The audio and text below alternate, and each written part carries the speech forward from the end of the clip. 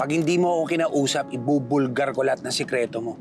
Baka nakakalimutan mo, nasa cellphone ko lahat ng baho mo. Wala na akong pakialam kung madamay pa ako sa'yo.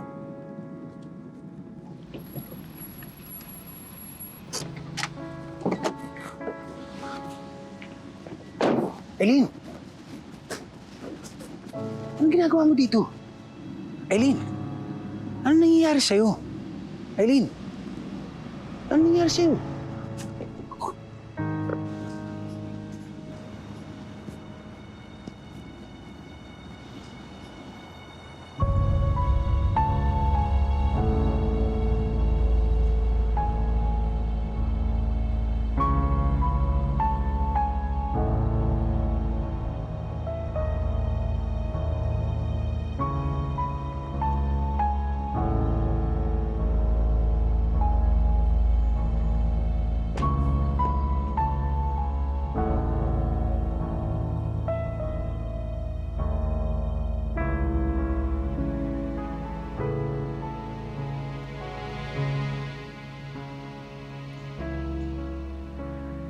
Eileen.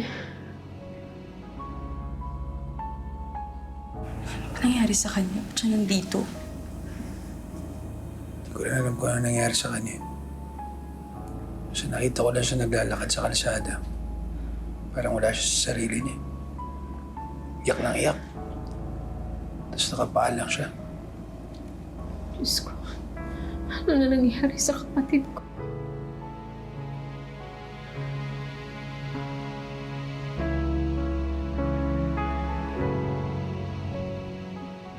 Eileen.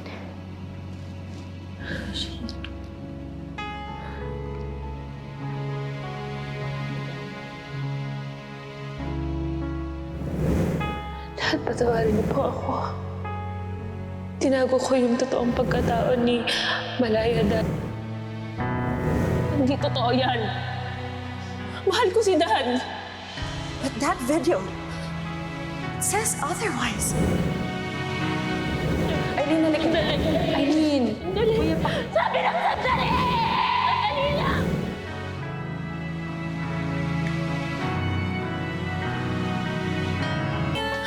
Anong ginagawa ko dito?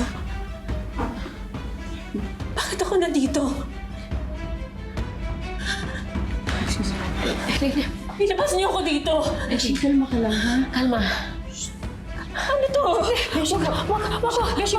Eileen, huwag mantakalin. Hindi sa akin to. Eileen, wag! Eileen, nurse!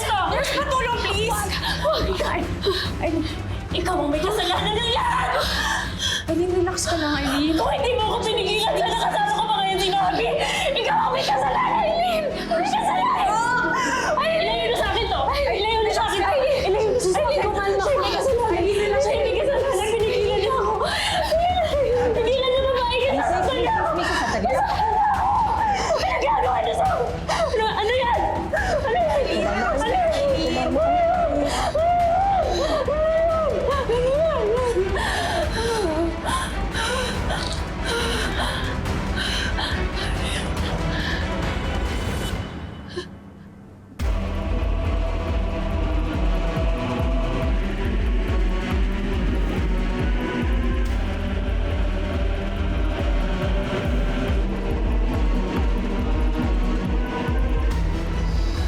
Based sa ating observation, nagkaroon ng mental breakdown ng pasyente. Posibleng dahil sa sunod-sunod na problema, kasabay pa ang kulang sa tulog at kain. Importante na matignan siya ng mental health professional para matukoy ko ano ba talaga ang magiging treatment para sa kanya. Sa ngayon, reresetahan ko siya ng pampakalma at pampatulog. Kailangan rin niyang mag-vitamins at higit sa lahat, sapat na pahinga. Pwede na ba namin siyang iuwi? Mona, kailangan manatili ni Eileen dito sa ospital. Ate, hindi mo ba nakita yung reaksyon niya kanina? Brooke, makita niyo naman yung reaksyon niya kanina nung nalaman niya nandito siya sa ospital. Ate, sobrang dami na akong pinagdadaan ng masakit ng kaibigan ko. Ate, uwi na natin si Eileen.